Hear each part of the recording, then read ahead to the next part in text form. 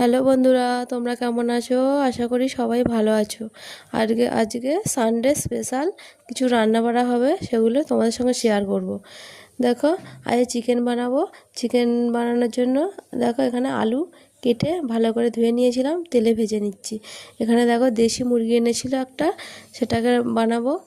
দেখো বানাচ্ছি। এখানে দিয়ে দিয়েছি পেঁয়াজ, টমেটো, আদা, রসুন, ধনে বাটা, জিরে বাটা দিয়ে একসঙ্গে মাংসটা ভালো করে কষিয়ে নিচ্ছি।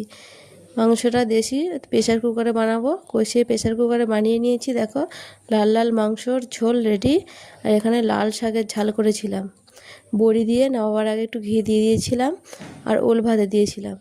রান্না কমপ্লিট হয়ে গেছে। মিষ্টুকে ভাত বেড়ে দিয়েছি। প্রথমে ওল দিয়ে ভাতটা খেয়ে দেখব।